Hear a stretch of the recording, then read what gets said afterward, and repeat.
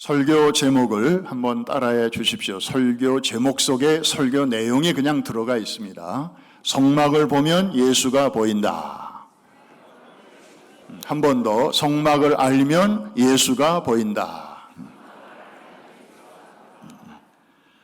어느 부부가 대판 부부싸움을 하고 남편이 베개를 들고 옆방으로 가면서 아내의 화장대 위에다가 메모를 두었습니다. 내일 아침 6시에 깨워줘.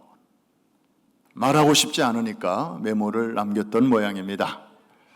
다음날 아침 옆방에서 깨보니까 벌써 6시가 지난 거예요. 이놈의 여편네가 하고 소리를 지르려고 하다 보니까 베개 옆에 쪽지가 하나 보였습니다. 6시야 일어나. 아내가 남긴 쪽지였습니다. 대화가 아주 없는 건 아닌데 불편한 대화입니다. 생활에 별로 도움이 안 되죠.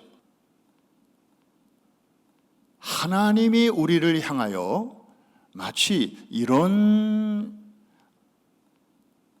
침묵으로 일관하신다면 우리 신앙생활은 어떨까요? 한번 생각해 보셨나요? 사실 타정교회에 가면 그들이 섬기는 그런 또 대상이 있지 않습니까? 별 말씀이 없으셔요. 그죠? 그냥 근엄한 표정으로 이렇게 바라만 보고 계시고, 만일 하나님이 우리를 그렇게 대하신다면 저와 여러분의 신앙생활에는 어떤 일이 일어날까요? 그런데 참 감사한 것은 우리가 믿는 하나님은 침묵하시는 하나님이 아니시라 말씀하시는 하나님이십니다. 할렐루야. 혹자는 그렇게 성도들을 좀 비꼬아요. 그 자기들이 섬기는 아버지가 그 말씀이 많으셔서 그런지 그 자녀된 교인들도 참 말이 많아. 뭐 이렇게 또 꼬집기도 합니다마는 우리 하나님은 정말 숨기지 아니하시고 마음속에 있는 것을 우리에게 다 털어놓고 알려주시고 또 말씀하시는 하나님이신 것을 히브리서가 우리에게 아주 잘 말해주고 있습니다. 한번 같이 두 절을 읽을까요? 히브리서 1장 1절과 2절입니다. 잘 보이시죠? 시작. 옛적에 선지자들을 통하여 여러 부분과 여러 모양으로 우리 조상들에게 말씀하신 하나님이 이 모든 날 마지막에는 아들을 통하여 우리에게 말씀하셨으니 이 아들을 만유의 상속자로 세우시고 또 그로 말미암아 모든 세계를 지으셨. 구약의 하나님은 선지자들을 통하여 말씀하셨어요. 모세를 통해서 말씀하셨어요. 그래서 모세가 기록한 책이 5권이나 되지 않습니까? 창세기, 출애굽기, 레위기, 민수기, 신명기. 모세만이 아니죠. 그 다음에 여호수아, 사무엘, 예레미야, 다니엘, 학개, 스가랴, 말라기 등등 수많은 선지자들을 통해서 이제 말씀을 하셨습니다. 그런 사람들을 통해서만 말씀하신 게 아니에요. 심지어 절기를 통해서도 말씀하십니다. 3대 절기를 통해서. 그리고 또 빼뜨릴 수 없는 것이 바로 성막. 이 성막을 통해서도 우리에게 많은 말씀을 해 주셨습니다. 그런데요, 성막 전체는 복잡한 것 같지만 결국에는 한 분을 우리에게 소개하고 있습니다. 여러분, 제 손가락을 한번 보십시오. 제가 저 십자가를 지금 가리키고 있거든요. 그러면 제 십자가를 가리키는 제 손가락이 성막이라면 이 손가락이 지향하고 있는 저 십자가는 바로 예수 그리스도이십니다. 성막은 예수님의 그림자예요. 그래서 어떤 학자는 이렇게 표현했습니다. 구약의 성막을 확대해 놓은 것이 신약의 예수요, 예수의 생애를 축소시킨 것이 성막이다. 그래서 성막을 잘 보면 시작부터 끝까지 예수님의 성품, 그리고 예수님이 오셔서 어떤 일을 행하실 것인가, 그분의 person과 work, 이 모든 것을 이 성막이 담고 있습니다. 성막의 실체로 오신 예수님께서 성막을 마치 염두에 두고 하신 말씀이 있습니다. 요한복음 5장 46절인데 모세를 믿었다면 또 나를 믿었으리니 이는 그가 내게 대하여 기록하였습니다. 그러니까 모세가 기록한 5권의 책이 예수님에 대하여 기록하였을 뿐만 아니라 그 안에 나오는 성막도 바로 한 분 예수 그리스도를 우리에게 보여주고 있는 것이죠. 자, 우리가 이제 하나하나 시간이 허락되는 범위 안에서 이제 성막을 공부하면서 자세히 아시게 될 것인데, 오늘은 첫 시간이기 때문에 그 성막에 들어가는 문 하나에 대해서 잠깐 생각해 보고자 합니다. 우리 한번 성막을 보여주시죠. 광야의 성막입니다. 멋지죠? 애굽에서 나왔고 아직 가나안 땅에는 들어가지 않았고 중간에 있는 광야에 세워진 성막입니다. 성막 주변에 이렇게 텐트들이 많이 보이실 텐데요. 저것은 바로 이스라엘 12지파 사람들이 이렇게 동서남북으로 아주 질서 있게 텐트를 치고 이제 수경하는 그런 장면이고, 저 위에 구름이 하나 이렇게 보이는데 저것은 일반적인 구름이 아니죠. 하나님의 임재에만 나타나는 그런 특별한 구름입니다. 히브리어로 쉐키나라고 하는데 영어로는 글로리, 영광. 우리가 영광이라는 표현을 참 많이 쓰잖아요. 하나님께 영광을 돌린다, 하나님을 영광스럽게 한다. 이 다른 말로 말하면 하나님의 임재에 나타나는 그런 여러 가지 신비로운 광경, 이런 걸 가리켜서 이제 영광이라고 하는데, 저렇게 성막에 또 저 위치가 바로 지성소인데 그 지성소 위로 쉐키나 구름이 이렇게 보이고 있습니다. 우리가 성막을 살펴보면서 첫 번째로 살펴볼 내용이 문이 어느 쪽으로 나 있느냐 하는 것입니다. 여러분, 저 문이 보이시나요? 예, 동서남북 사방으로 이렇게 하얀 세마포로 울타리가 쳐져 있는데 어느 한쪽으로 지금 문이 보이실 것입니다. 하얀 바탕인데 거기에 좀 이렇게 여러 가지 무늬가 있는 게, 그게 바로 문입니다. 자, 이 문은 어느 쪽으로 반드시 나도록 만들라고 지시하셨는가 하면 동쪽입니다. 그럼 우리는 질문이 생기잖아요. 왜 남쪽이 아니고 왜 서쪽이 아니고 왜 북쪽이 아니고 하나님께서 굳이 이렇게 동쪽으로 문을 내라 하셨을까? 성경으로 우리가 이제 답을 해야 되는데, 성경을 읽어보면 하나님께서 이렇게 어느 방향을 특별히 언급하시는 때가 있습니다. 그거는 의미가 있다는 거죠. 이유가 있다는 거죠. 자, 인류 최초로 살인극이 벌어집니다. 형이 아우를 때려 죽입니다. 그 형의 이름이 가인 아니겠습니까? 그러니까 사람을 쳐 죽이니까 이제 마음이 불안하기도 하고 해서 살던 곳을 떠나서 낯선 곳으로 이제 이렇게 자리를 옮기는데 성경에 보니까 동쪽으로 옮겼더라 이렇게 말하고 있습니다. 그 동쪽에 노시라고 하는 그 땅으로 가서 거기서 거주하였다. 범죄한 직후에 동쪽으로 갔다는 것입니다. 또 하나 볼까요? 사람들이 정말 죄악이 가득한 그런 시대가 되었는데 이제 바벨탑을 쌓을 생각까지 하게 됐습니다. 하나님을 대항해 보겠다고. 그래서 그 직전에 홍수가 있었잖아요. 그래서 또 한 번 하늘의 신이 우리에게 홍수를 보낸다 할지라도 우리가 흩어지지 않고 힘을 모아서 한번 붙어보자. 그래서 바벨탑 아이디어가 나왔는데, 이거를 거대한 성을 어디에다 쌓을까 사람들이 궁리하다가 동쪽으로 가다가 신할 평지를 만났더라. 거기다가 이제 바벨탑을 쌓게 된 것입니다. 여기도 또 동쪽이 나오네요. 에덴의 동쪽, 영화도 나오지 않았습니까?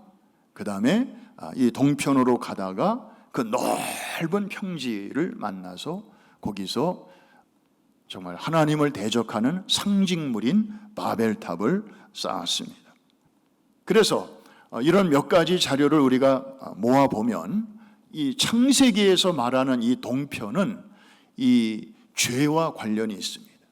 이 범죄와 관련이 있습니다. 범죄의 방향입니다. 범죄한 사람들이 주로 모이는 방향입니다. 그런데요, 이제 거꾸로 한번 생각해 볼 필요가 있습니다. 하나님께서 이 범죄한 인생들을 구원하시기 위해서 소위 한 사람을 부르십니다. 창세기 12장에서 아브라함이라고 하는 한 사람을 부르시는데 그 부르신 장소가 동쪽입니다. 갈대아 우르라고 하는 것이 아주 동쪽입니다. 그리고 하나님이 그에게 뭐라고 말씀하십니까? 너는 내가 지시하는 땅으로 가라.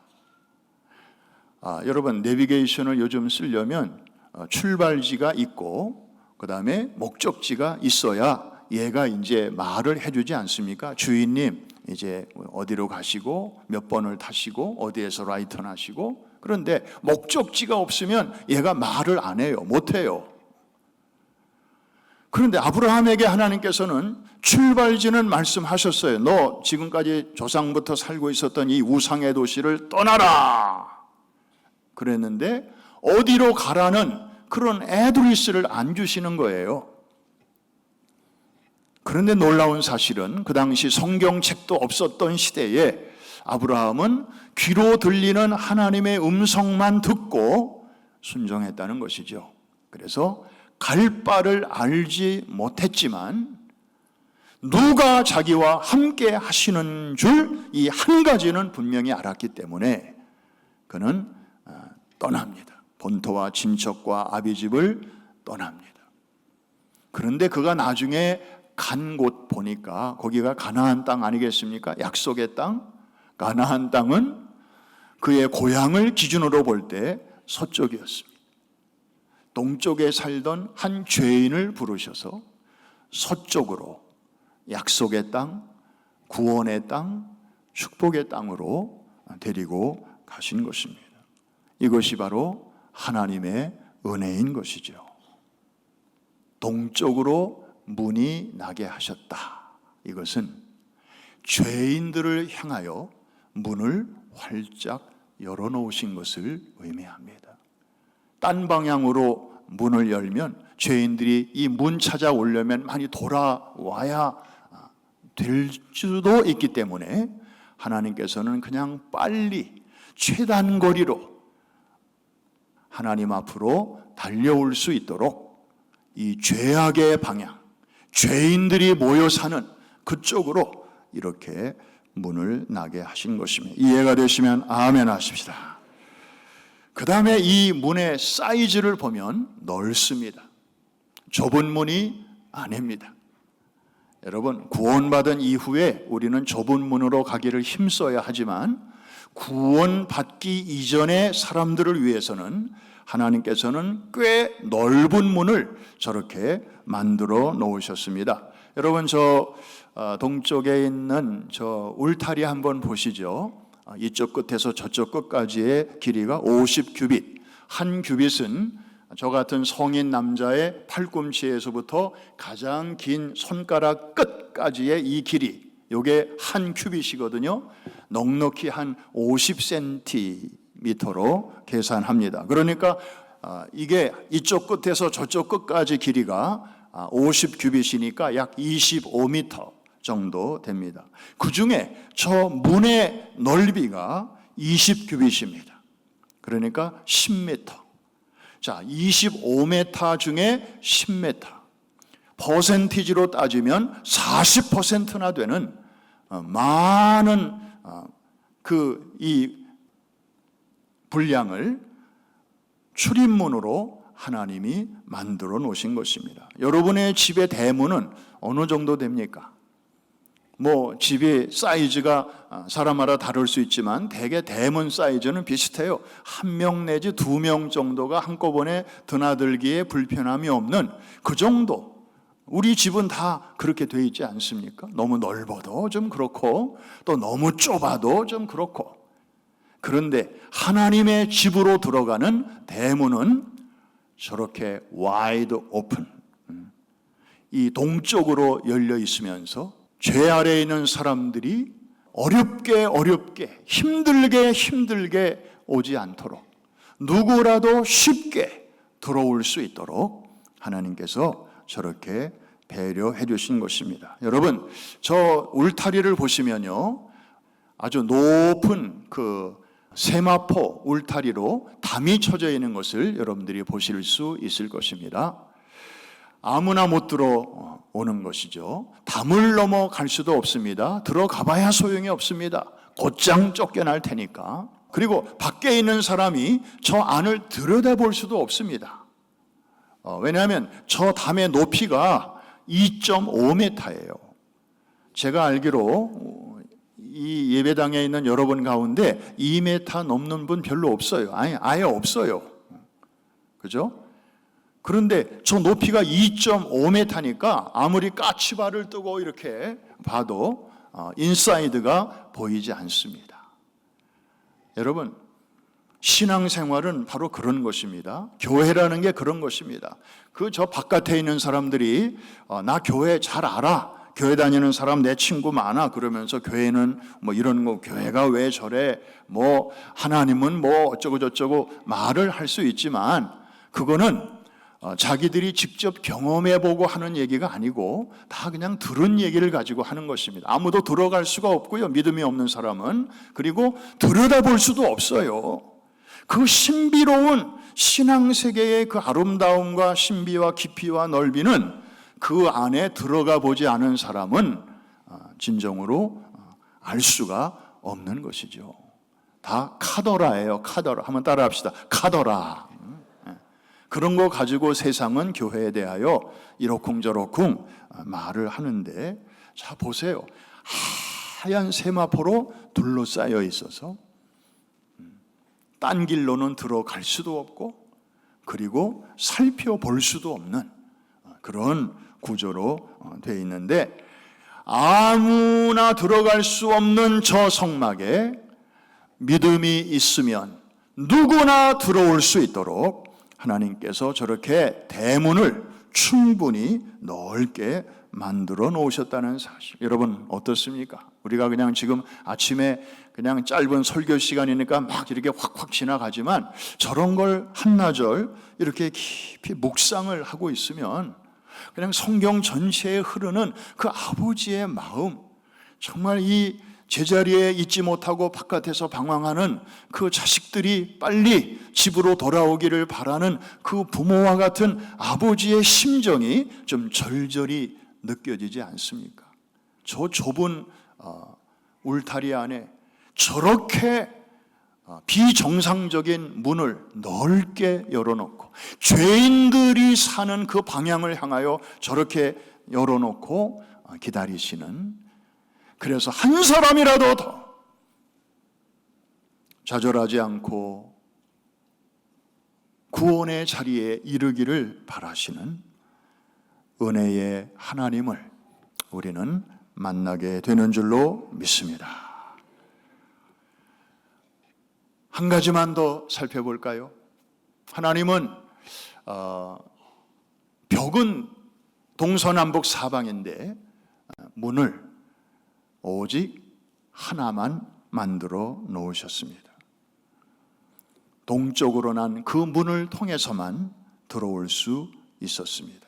광야의 성막에 문이 오직 하나였듯이 오늘날도 범죄한 인간이, 죄 아래에 있는 연약한 인생이 거룩하신 하나님께 나아가는 길은 오직 한 길뿐이 없습니다. 오직 한 길밖에 없습니다. 우리 요한복음 10장 9절은 예수님이 하신 말씀이죠.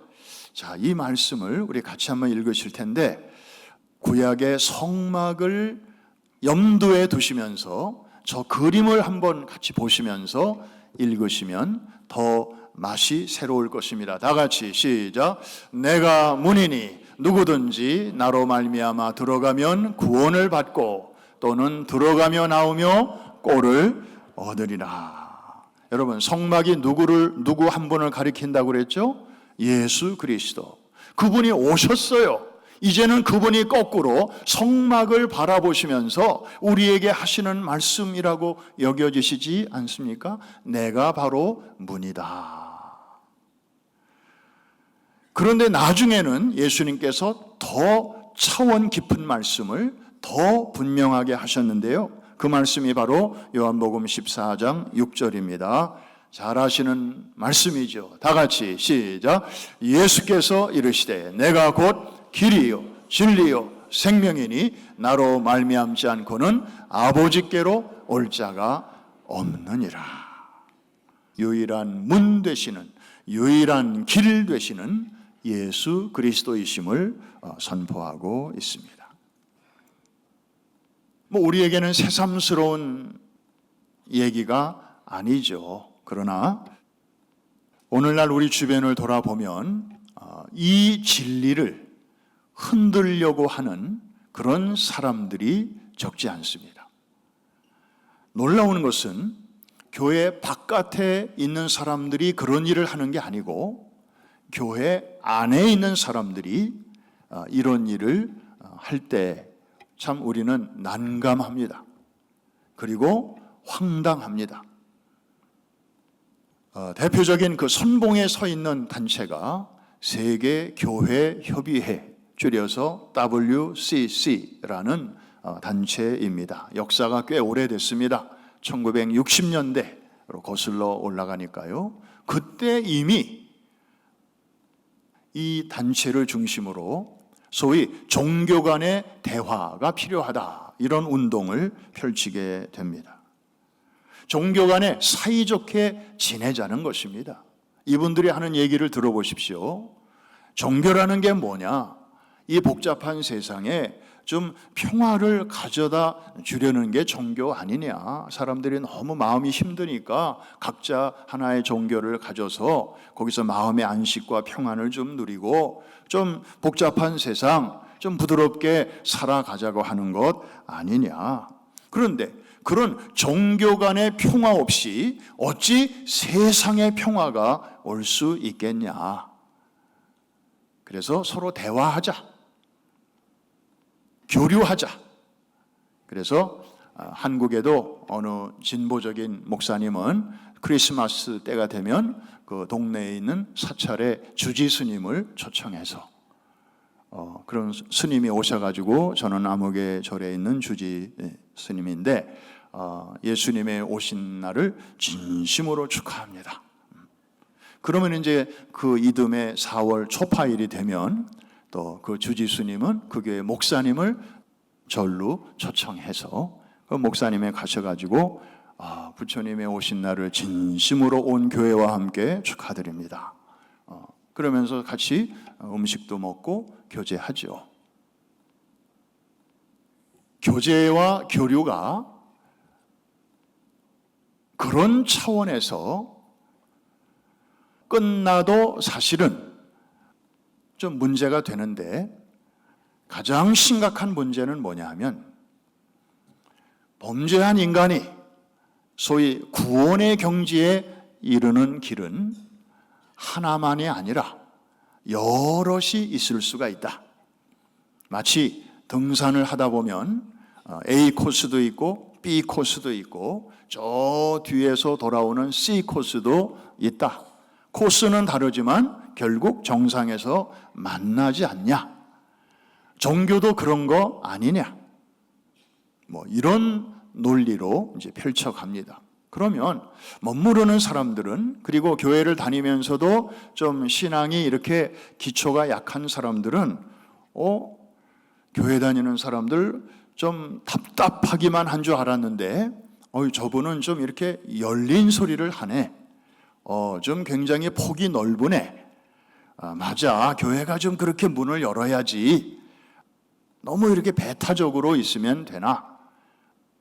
그렇게 생각하는 사람들은 이제 그런 논리에 자기도 모르게 이렇게 휘말려 들어갑니다. 여러분, 종교의 역할이 세상에 평화를 가져다 주는 거 맞습니까? 물론 종교는 그런 일을 할 수 있습니다. 그러나 예수님이 이 세상에 오신 목적이 평화를 주러 오셨다고 한 번도 말씀하신 적이 없습니다. 오히려 예수님은 아주 역설적으로 이런 말씀을 하셨습니다. 마태복음 10장 34절인데 있으면 같이 한번 읽어볼까요? 근데 저 말씀은 잘 읽으셔야 돼요. 그냥 건성으로 읽으면 오해하기 딱 쉽기 때문입니다. 다 같이 시작. 내가 세상에 화평을 주러 온 줄로 생각하지 말라. 화평이 아니요 검을 주러 왔노라. 이 세상은요 그냥 이렇게 대충 보면 그냥 그런 대로 사람들이 평화롭게 사는 것 같아요. 특히 미국에서는 얼마나 세계 최고로 잘 사는 나라, 최고로 강한 나라 아니겠습니까? 그런데 좀 영적인 눈으로 세상을 바라보면 뭐 괜찮게 사는 사람이나 또 어렵게 사는 사람이나 영적으로는 다 어딘가에 묶여 있고 매여 있는 인생이에요. 자유가 없어요. 그래서 하나님께서는 이 영적으로 매여 있는 이 속박 아래에 있는 인생들을 구원하시기 위해서 그 일을 하실 수 있는 유일한 분을 이제 보내셔야만 했는데 그분이 바로 예수 그리스도이신 거죠.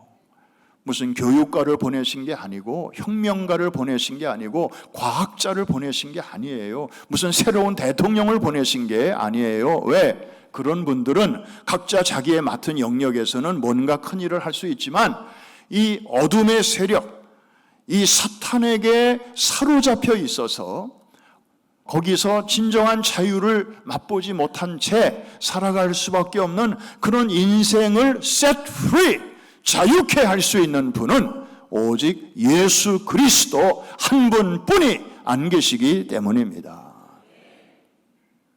다른 길이 있다면 하나님께서 그런 길을 왜 우리에게 오픈하지 않으셨겠습니까? 다른 길이 없기 때문에 예수 그리스도라는 유일한 길을, 유일한 문을 우리 죄인된 우리를 향하여 열어 주신 줄로 믿습니다. 종교 간의 대화 때로는 필요합니다. 우리와 종교가 다른 분들 우리 절대 이상한 사람으로 치부해서도 안 될 것입니다. 친구도 될 수 있습니다. 밥도 같이 먹을 수 있고요. 뭐 여행도 같이 다닐 수 있어요. 어제도 우리 시니어 리유니언 모임이 있었는데 참 고마운 것은 이렇게 처음 뵙는 분들이 많이 오셨어요. 그래서 이제 일부 마치고 아래층에 내려가서 점심을 이렇게 같이 먹는데 모시고 온 분들이 소개를 해주시더라고요. 이분은 평생 캐톨릭에 다니시는 분인데 오늘 이렇게 모임에 왔어요. 그분들이 한 테이블에 이렇게 앉아 계시는 거예요. 참 고맙더라고요. 그 다음에 또 이쪽에 있는 불교 신자예요. 그런데 오늘 모임에 오셨다고. 그래서 정말 고마운 생각이 들었습니다. 우리도 얼마든지 개인적으로 뭐 만나서 밥도 같이 먹고 영화도 같이 보고 여행도 같이 가고 그럴 수 있죠. 다만 우리가 절대로 양보해서는 안 되는 에어리아가 있는데 그것은 바로 구원에 대한 내용이에요. 우리가 하나님 앞에 나아가는 길, 쫓겨난 인간이 그 상실한 그 하나님을 다시 되찾아 보려고 인간적인 노력으로 나아가는 게 이게 종교거든요. 종교. 그런데 하나님이 내려다 보실 때 범죄한 너희들이 스스로의 힘으로는 나한테 절대 못 와.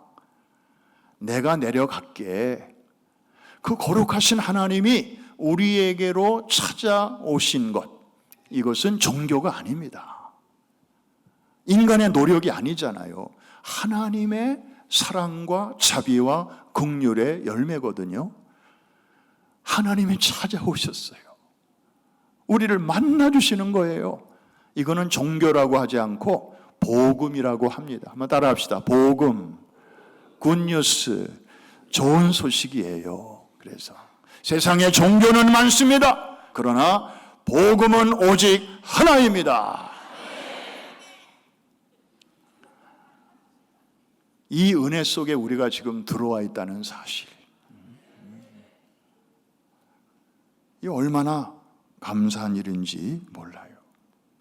그러니까 이 구원에 관해서 하나님께서는 오직 동적으로 난 문, 그 하나를 활짝 열어 주셨는데, 지금 WCC를 중심으로 한 일부 기관, 또 교회, 신학자, 그리고 일부 목회자와 성도들 중에는 종교 간의 대화를 주장하면서 이제 그렇게 배타적으로 나가지 말자, 이제 저들에게도 구원의 길이 있다고 인정해 주자, 그래야 뭔가 상생에 좋은 세상이 열리지 않겠는가.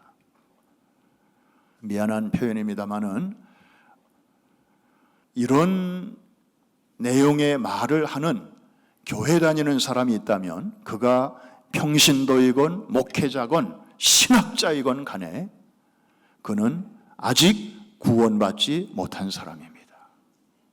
제가 아직이라는 표현을 썼습니다. 앞으로 가능성은 있어요. 그러나 아직 구원받은 사람의 입에서 나오는 말이 아닙니다. 이해가 되시면 아멘. 구원에 관한 한 우리는 절대로 타협해서는 안 됩니다. 큰일 납니다. 어떤 큰일이 나요, 목사님? 저에게 물으신다면 복잡하게 설명할 일이 없습니다. 만일에 그렇게 열린 생각을 가지고 구원 문제를 이렇게 인정한다면 그분에게는 예수님은 괜히 오신 분입니다. 괜히 고난 당하셨어요. 괜히 채찍 맞으시고요. 괜히 죽임 당하셨어요. 괜히 십자가에 달리셔서 고생만 직사하게 하신 분이에요. 쓸데없이 오셨어요, 그분은. 왜? 다른 길도 있다는데. 다른 길도 있다는데. 그리고 주님이 부활하셨다는 소식을 들어도 별로 기쁘지도 않아요. So what? 그래요. 다른 길도 있다는데 주님이 부활하신 게 무슨 대단한 무슨 뉴스라고. 다 찻잔 속의 태풍이고 자기들만의 리그지. 아무런 감동을 느끼지 못해요. 무서운 일이에요. 그리고 성경 66권 전체를 그냥 휴지 조각으로 만들어 버리는 일이에요. 이게 무슨 거기에 속으면 안 돼요. 종교 간의 대화를 한다고 우리가 가슴 펴고 이렇게 손잡고, 겉으로 보기에는 아주 근사한 표현인데 안으로 들어가면 결국은 그런 결론에 도달하게 되기 때문이에요.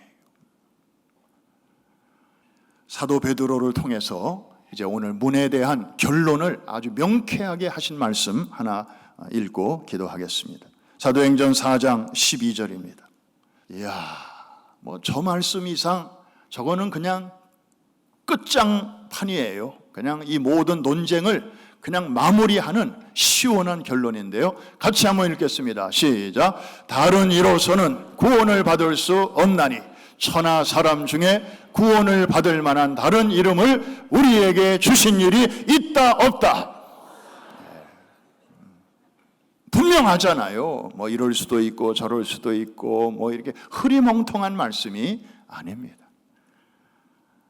성령 받기 전에는 좀 왔다 갔다 했던 베드로였지만 오순절날 성령 충만함을 경험한 사도 베드로의 입을 통해서 나온 저 선언은 사실 새로운 것이 아니죠. 이미 구약의 저 성막에서 이미 말씀하신 거예요.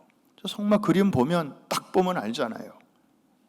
유일한 문, 넓은 문, 오직 문을 통해서만 들어갈 수 있게 하셨다. 저 문은 예수 그리스도이시다. 담 넘어 들어갈 수도 없고 또 다른 길이 없어요. 자, 한 번 더 세상을 향하여 선포하는 마음으로 저 말씀 한 번 더 힘차게 우리 한번 아까보다 한 2배 정도 배에다 힘을 주고 시작. 다른 이로서는 구원을 받을 수 없나니 천하 사람 중에 구원을 받을 만한 다른 이름을 우리에게 주신 일이 없음이라 하였더라. 아멘. 그렇습니다. 이제 우리 프라미스 교회 성도들은 이런 시시한 문제, 아주 오래된 문제에 대해서 우리는 더 이상 고민할 이유가 없는 사람들입니다. 교회는 진리의 기둥과 터입니다. 그런데 여러분, 파리 올림픽 때 그 개회식 장면 보셨잖아요. 지금 세상이 이렇습니다. 포스트 모더니즘의 시대라고 합니다. 모든 절대적인 가치를 다 상대화 시켜버립니다. 옛날에는 부모 그러면 무조건 존경했어요. 이제는 그렇지 않아요. 부모도 부모 나름이래요. 옛날에는 선생님 그러면 동네 사람들이 다 존경했습니다. 사모님이 이렇게 걸어가도 저분은 교육자 집안의 사모님이야 하고 사람들이 일단은 존경했습니다. 요즘은 선생님도 선생님 나름이래요. 교실에서 따귀 맞고 멱살 잡혀요. 옛날에는 성직자 그러면 일단은 사람들이 말을 들었습니다. 명동 성당에서 김수환 추기경이 한마디 하면 그래도 언론이 보도하고 그래도 사회의 어른이 하신 말씀이다 하고 신문에 내줬어요. 요새는 그런 거 별로 없어요.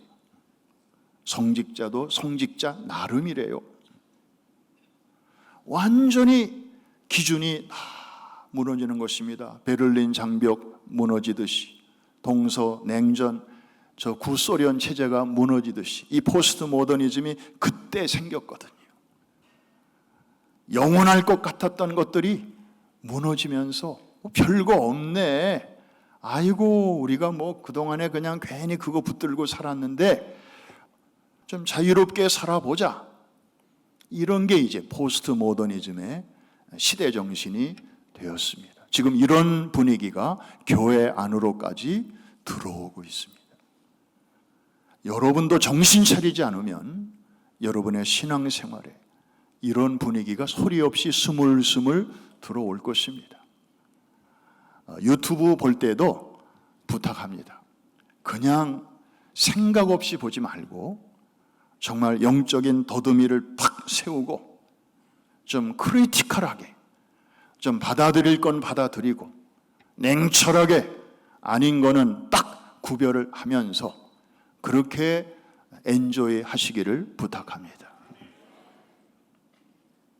그렇게 보초를 세우지 않으면 여러분도 별 수 없어요. 그냥 이슬비에 옷 젖는다고 그냥 그런 판단 없이 듣다 보면 나도 모르게. 사랑하는 성도 여러분, 우리 주님은 여러분을 만나시려고 그 고난의 길을 오셨잖아요.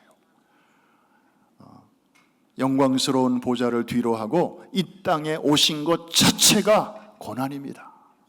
원초적 고난입니다. 이 시간과 공간의 제한을 받으실 필요가 없는 분이 우리와 똑같이 사람의 몸을 입고 오셨다는 것 자체가 어마어마한 희생이고 고난이고 사랑이 아니면 하실 수 없는 일이잖아요. 다른 방법이 없기 때문에 유일한 길을 만들어 주시려고 주님이 오신 것을 우리가 기억하면서 우리가 더 늦기 전에 이 진리를 깨닫게 해주신 거 감사드리면서 이제는 우리가 나만의 구원으로 만족할 것이 아니라 이제 이 변화무쌍한 포스트 모더니즘의 이 세상 속에 살면서 진리의 기둥과 터로서 교회의 사명을 잘 감당할 수 있도록 여러분이 기도해 주시기를 바랍니다. 그리고 여러분이 교회입니다. 여러분은 교회에 다니는 사람이 아니라 여러분이 교회입니다. 이제 예배를 마치고 생활 속의 예배로 나아가서 사실 때 여러분들은 사명이 있습니다. 그 사명 잘 감당하시게 되기를 주님의 이름으로 축복합니다.